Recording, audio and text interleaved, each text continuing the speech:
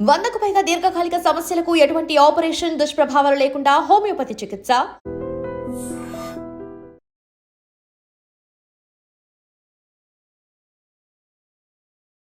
సేరపు నారాయణ 1933. ఎవరిదమ్మా ఈ ఆధార్ కార్డు? ఎవరు వీళ్ళు? ఎంత వయసు? 94. చూసారా ఎంత పవర్ఫుల్ గా వస్తుందో ఆన్సర్. ఈ వయసులో కూడా అసలు 94 ఏళ్ల వయసులో పక్కన పెట్టండి, 60 ఏళ్ల వయసులో మనం ఏం చేస్తాము అంటే ఇంకా కష్టపడాలా, కాస్త రెస్ట్ తీసుకుంటే పోలా అని అంటాం. హా అని అంటుంది ఈ మామగారు. ఇంతకీ పేరు నారాయణమ్మే, కానీ సీతమ్మ ధార రైతు బజార్లో ఈ బామ్మగారిని అందరూ రైతు శబరి అని పిలుస్తారు. శబరి అని ఎవరు పేరు పెట్టారు? అమ్మిపులు అమ్మేవారు. అప్పుడు ఒక నిమ్మకాయల రాజుగారు అని ఉండేవారు. అతను ఎట్టాడు నాకు ఆ పేరు శబరి. అదే పేరు అయిపోయింది. అదే పేరు అయిపోయింది. ఓకే, మరి చూడటానికి అలా ఉన్నారు మీరు, శబరిలాగా అందరూ అలాగే అంటున్నారు. మా శబరిని ఇంటర్వ్యూ చేయడానికి వచ్చారా మీరు రైతు బజార్ అని అడుగుతున్నారు. సౌర్మధర బజార్ లో అక్కడ అందరూ శబరాన్ని పిల్లడమే. ఎంతమంది పిల్లలు? 5. ఎవరెవరు? 3 ఆడోళ్ళు, 2 మగోళ్ళు. మరి ఇంకెందుకు రెస్ట్ తీసుకోవచ్చు కదా, మళ్ళీ కూరగాయలు అమ్మడం వేయటం. ఇంటికాడ పడుకొని ఏడ్చేయాల. అంటింది అంతేనంటారు. మీలాంటి మనవాళ్ళు 14 మంది. 14 మంది మనోళ్ళు. అయినా కూడా కష్టపడాలి. ఇష్టమా మీకు? 20 ఏళ్ల నుంచి చేస్తున్నారంట రైతు బజార్ లో కూరగాయలు అమ్మడం. మరి ఇంటి దగ్గర ఉండడానికి అసలు ఇష్టం ఉండదా? ఇంటికాడ నుండి ఏడ్చారు చెప్పి. టీవీ చూస్తాను. టీవీ కూడా చూడరా? టీవీ చూడరా? చూస్తాను, నాకు టీవీ వేయడం రాదే. రెస్ట్ తీసుకోరా, పడుకోవచ్చు కదా. అవును, ఒంట్లో బాగాలేకపోతే పడుకుంటాం, బాగుంటే పడుకొని ఉంటావు అలాగనే చెప్పి. అంతే కదండి, అలా పడుకొని ఉండగలవా? మరి ఇంకేమి ఉండలేవు. కబుర్లు చెప్పుకోవచ్చు కదా ఇంటి చుట్టుపక్కల అందరితోని. ఇంటి పక్కన వాళ్ళతో కబుర్లు చెప్పుకొని ఉండొచ్చు. అలాగే వెళ్ళం మేము. ఎవరి ఇంటి పక్క, వాళ్ళ ఇంటి పక్క, వీళ్ళ ఇంటి పక్క, ఎక్కడికి. మా ఇంట్లో పని ఏదో మా బాధ ఏమో అంతే. నా పిల్లలే కాదు, నా మనవలైనా సరే. 14 మంది మనవలు అయితే 10 మంది పెళ్లి చేసాం. 15 మంది పుట్టారు. 15 ఇప్పుడు ఇంట్లో ఉంది, బడికి దేపెట్టి వచ్చింది. అది మొత్తానికి ఖాళీగా ఉండకూడదు. ఒంట్లో దేవుడు సత్తువ ఇచ్చినంత వరకు పని చేస్తూనే ఉండాలి. అంతే అంతే అందరికీ చెప్తున్నారు ఈ మాట. మరి గాంధీ తాత గారిని వాళ్ళని ఎప్పుడైనా చూడటం గానీ? చూడలేదు.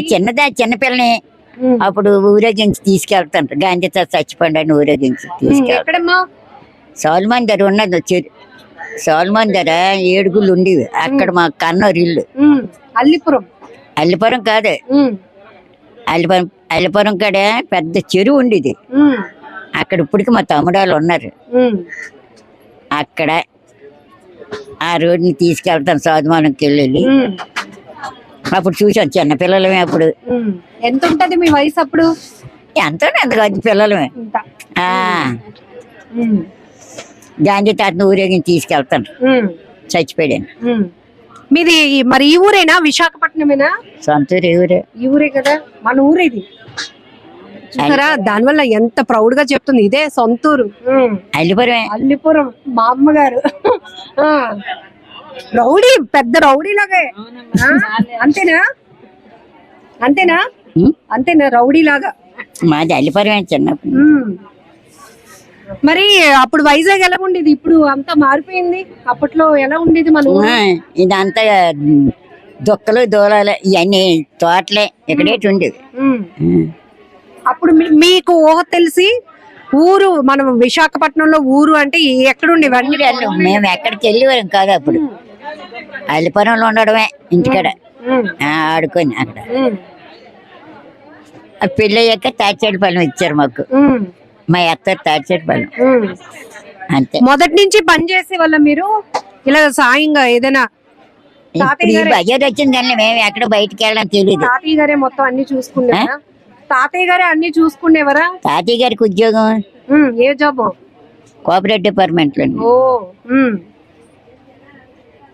ఈ ఊరి నుంచే శ్రీకాకుళం ట్రాన్స్ఫర్ అయ్యి వెళ్ళాం. అక్కడనే చీపురుపల్లి వెళ్ళాం ట్రాన్స్ఫర్ అయ్యి. చీపురుపల్లి వెళ్ళారు. చీపురుపల్లి ఉండేది. మరి ఇప్పుడు ఇన్ని గంటలకు బో తింటే ఎలాగా? 4 అయింది, 4 గంటలకు భోజనం చేస్తారు. మేము అసలు 1 గంట దాటితే ఇంకా అలారం కొట్టేస్తుంది కడుపులో. మాకు ఉండగలుగుతారు అలాగా? 4 గంటలు ఏం తింటున్నారు? చికెన్ అయితే తినగలవా? చికెన్ తినలే. వద్దులే, మనకు మంచిది ఏదైతే అదే తినాలి. ఏమిష్టం నీకు బాబు గారు? ఏమిష్టం కూర? ఏమిష్టం? ఏదైనా సరే ఎన్నాళ్ళ పళ్ళు సరిగ్గా లేక మెత్త తినలేని తిన్నా. ఏదో మెత్తకుంటే తింటాను లేకపోతే. ఎన్ని గంటలు లెగుస్తారు? ఎన్ని గంటలకి లెగుస్తారు? 4 గంటలకి లేస్తాం మేము. ఇప్పటికీనా 4 గంటలకి లెగడం అలవాటు అయిపోయింది మరి. ఏమేం చేస్తారు ఇంటి దగ్గర? మీరు ఏం పని చేస్తారు? ఏం సాయం చేస్తారు మీ పిల్లలకి ఇంటి దగ్గర? సాయం చేస్తారు, చెయ్యను ఎవరు చెప్తున్నారు. అసలు ఊరుకోదు, అన్ని పనులు అన్ని నేను చేస్తాను అని. చేస్తాను కానీ చెయ్యను ఎవరు. నేను చేస్తాను అంటది. ఏమేం పనులు చేద్దాం అనుకుంటారు? ఏదో వంట ఎన్నాళ్ళు చేసేదాన్ని, ఇప్పుడు మానేసాను. వాళ్ళే చేసుకుంటారు వంట. కోపం వచ్చేస్తుంది. పని చేస్తామన్నా చేయనివ్వట్లేదు. అంతేనా? అంతే. ఇష్టమైన హీరో ఎవరు బామ్మ నీకు? సినిమాలు చూసేదాన్ని బాగా? ఎప్పుడు సినిమాలు అయ్యి. ఏ చెప్పు మరి, ఏ సినిమాలు లేవమ్మా ఇప్పుడు? ఇప్పుడు కాదులే, అప్పుడు ఎప్పుడు ఎవరు హీరో? ఎవరిష్టం? ఎవరి సినిమా తెలీదురా బాబు. ఎన్టీఆరా? ఎవరిది? ఎవరు? ఏదో సినిమా అంటే సినిమా ఎల్లరు చూసి వచ్చేసాడు అంతే. పావలా టికెటా? పావలా టికెట్ నుంచి కింద కూర్చుంటే పావలా, బెంచ్ మీద కూర్చుంటే 10 రూపాయలు. కింద కూర్చొని చూస్తే పావలా, బెంచ్ మీద అయితే ఎంత? 10 రూపాయలు. 10 రూపాయలు అంట. అప్పటి నుంచి సినిమాలు చూస్తూనే ఉన్నావు. వాళ్ళ అమ్మాయి లక్ష్మి గారు, ఒకసారి ఆవిడతో కూడా మాట్లాడదాం. ఈ వయసులో మా అమ్మగారికి శబరి అని అందరూ పేరు పెట్టారంటే ఒకటి నవ్వుతుంది, ఏమన్నా నవ్వుతుంది చక్కగా. భలే ఉన్నావు, అందంగా ఉన్నావు. నువ్వు మాత్రం నాకు భలే నచ్చావు. అప్పట్లో మరి ఇంకా ఎంత బాగా అందంగా ఉండేదని 10 ఏళ్ల క్రితం. ఇప్పటికే ఇంత అందంగా ఉన్నావు. తాతయ్య గారు అస్తమానం అలాగే చెప్పేవారు నీకు? తాతయ్య గారు అస్తమాను నువ్వు చాలా అందంగా ఉంటావు నారాయణమ్మ అని అనేవారా? ఏమనేవారు? తాతయ్య గారు చూసి మళ్ళీ తాతయ్య గారు డ్యూటీ నుంచి వస్తానే ఇంట్లో ఉండడు, బయట ఉండడమే. అమ్మ గుమ్మలు ఉండడమే, మళ్ళీ గుమ్మలు కనబడమే, ఇంట్లో ఉండాలి. గుమ్మలు ఎందుకున్నావు? ఉండకూడదు అనేవారు. ఇంట్లోగానే ఉండాలి. మళ్ళీ తాతయ్య గారు వచ్చిన బయటకు రావాలి, లేకపోతే ఇంట్లో ఉండాలి. అలా ఉండేవి. మీ అత్తయ్య గారు వాళ్ళు ఎలాగుండేవారు? మా అత్తయ్య గారు మంచినీళ్ళు కానీ పంపేవారు కాదు. మంచినీళ్ళు తాగుతానన్న పంపేవారు? మూతి నీళ్ళకి వెళ్ళిచ్చారు కాదు ఎవరు, ఇంటికాడ ఉండడమే. బయట కంటే రానిచ్చేవారు కాదు. మరి మీ అమ్మగారు మీ నాన్నగారు వాళ్ళు? మా నాన్న మా అమ్మ ఎప్పుడో చనిపోయారు. మా చిన్నాన్న వాళ్ళు ఉండేవారు. వాళ్ళ దగ్గర మీరు ఉన్నారా? ఇప్పుడులాగా సినిమాకి వెళ్తాను, ఫ్రెండ్స్ తో వెళ్తాను అలాంటివి లేవు. అప్పుడు సినిమాలు అయ్యి అక్కడ. మీ ఫ్రెండ్ ఎవరు? మీ ఫ్రెండ్? మా ఫ్రెండ్ చీరపిల్లి ఉండి చనిపోయింది ఆవిడ. అయ్యో, మీ ఫ్రెండ్ పేరు? ఆవిడ పేరు నారాయణమ్మే. ఇప్పుడు మా కెమెరామెన్ పెంచుకుంటదా అని అడగమంటున్నాడు. మా అమ్మగారిని పెంచుకుంటదా నన్ను అని అడగమంటున్నాడు. మా అమ్మగారు భలే హుషారుగా ఉన్నారు, అడగండి మేడం అని అంటున్నాడు. ఏం చెప్పాలి? నన్ను పెంచుకుంటాడా? కాదు, మీరే ఆ అబ్బాయిని పెంచుకోవాలట. దాన్ని పెంచుకుంటాను రా. మన ఇద్దరు జీతం, నా జీతం సరిపోతుంది 18,000. 18,000 జీతమా? పింఛన్ వస్తుంది, అయినా కూడా కష్టపడుతున్నారు. నిజంగా మీ కాళ్ళకి నమస్కారం పెట్టాలి. ఎందుకంటే ఈ వయసులో ఎంత యాక్టివ్ గా ఉన్నారు. నిజంగా దిష్టి తగిలేస్తుందేమో, అమ్మో అలా అనిపిస్తోంది నిజంగా. 4:30కి వస్తాను ఇక్కడికి. 4:30కి వచ్చి ఇవన్నీ సర్దేసుకుంటా.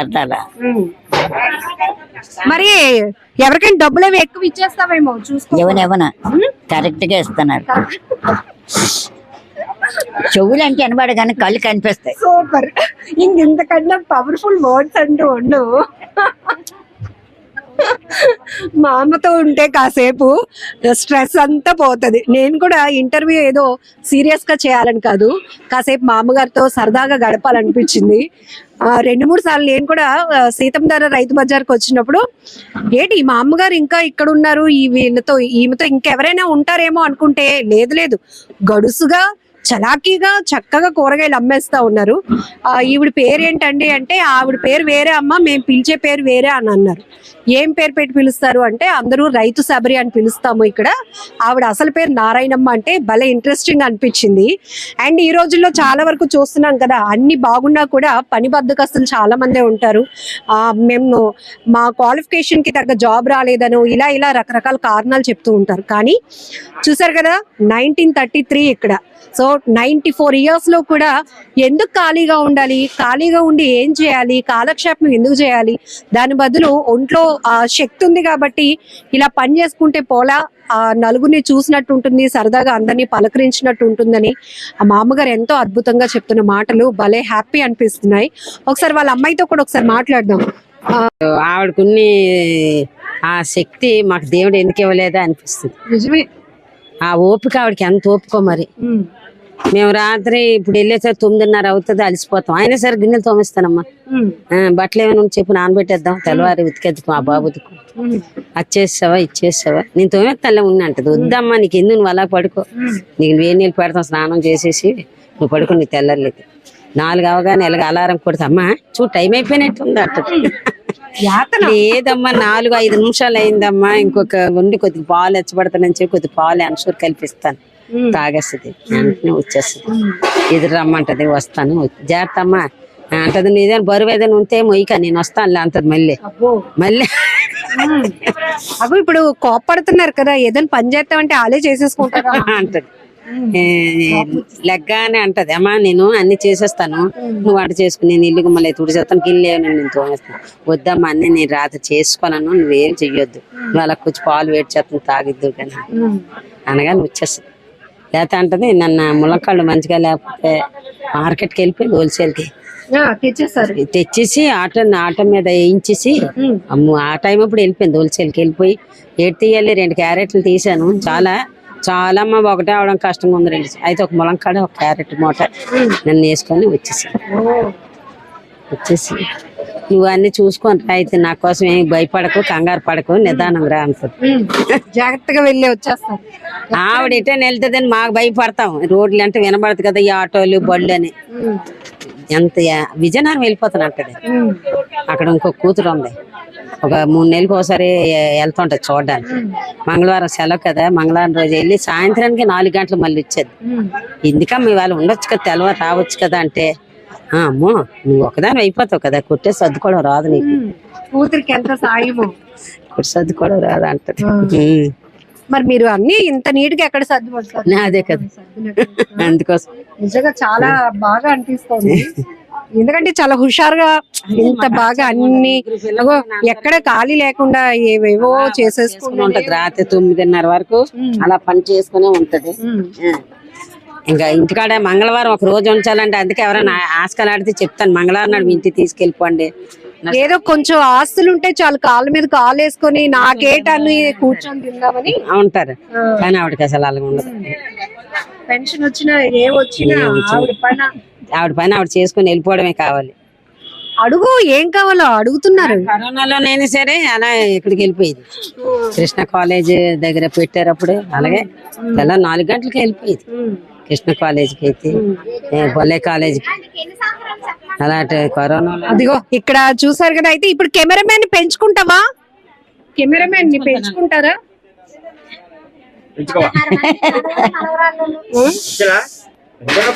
సరే మరి, చాలా విషయాలు చెప్పారు, థ్యాంక్ యూ. ఓకేనా? మరి అందరికి అక్కడ బోల్డ్ మంది మనవళ్ళు మనవరాళ్ళు చూస్తున్నారు, అందరికి కష్టపడమని ఎలా చెప్తారు చెప్పండి మీరు. పని చేసుకోవాలా, రోడ్డు మీద తిరిగి మందులు చేత అవుతుంది ఏంటి, ఏదో కష్టపడి పని చేసుకుంటే అందరూ మర్యాద ఇస్తారు మనకి. అంతే, అది కష్టపడి పని చేస్తే అందరూ మర్యాద ఇస్తారు, గౌరవం ఇస్తారు, మనం కూడా గౌరవంగా పిలుస్తారు గౌరవంగా మనల్ని. పిలుస్తారు. అంతే. వాళ్ళు ఆడానికాడ ఈడానికాడ తిరిగితే ఎవడు మనకు చూడ. అంటే ఆడు మందు మప్పుతాడు తాగమని, మరేటి మాపడ. అలాంటి చెడు వ్యసనాలు ఏవైనా ఉంటే మానుకొని గౌరవంగా బ్రతకడానికి అందరూ కష్టపడండి అంటూ ఈ 94 ఏళ్ల బామ్మగారు చెప్తున్న, బామ్మగారు కాదు రైతు శబరి గారు చెప్తున్నటువంటి మాటలు మీకేమనిపిస్తున్నాయి? మామగారిని చూసారు కదా, ఈ స్టోరీ చూసినాక మీకేమనిపించిందో కూడా కామెంట్ బాక్స్ లో మెన్షన్ చేయండి. మనం పెంచుకుంటాం. ఆ?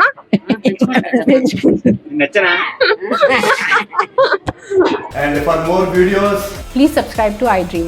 Please subscribe to iDream. Please subscribe iDream. And please subscribe to iDream. For more videos, subscribe to iDream. please like, share, and subscribe to the channel. Congratulations, iDream. Subscribe to iDream. Subscribe to iDream. So subscribe to iDream Media. iDream team అందరికి huge congratulations. Please subscribe iDream Media. Please subscribe to iDream. Subscribe iDream. Please subscribe to iDream. iDream అంటే నా కళల ఛానల్ను subscribe చేసుకున్న నోరు తిరుగుతలేదు, మీరైతే గంట గుర్తు కొట్టండి. For more such videos, please subscribe to iDream. Subscribe to iDream. Please subscribe to iDream. Please subscribe iDream Media. Please do subscribe to iDream. Please subscribe to iDream Media. For best entertainment and information, please subscribe iDream. And don't forget to subscribe to iDream.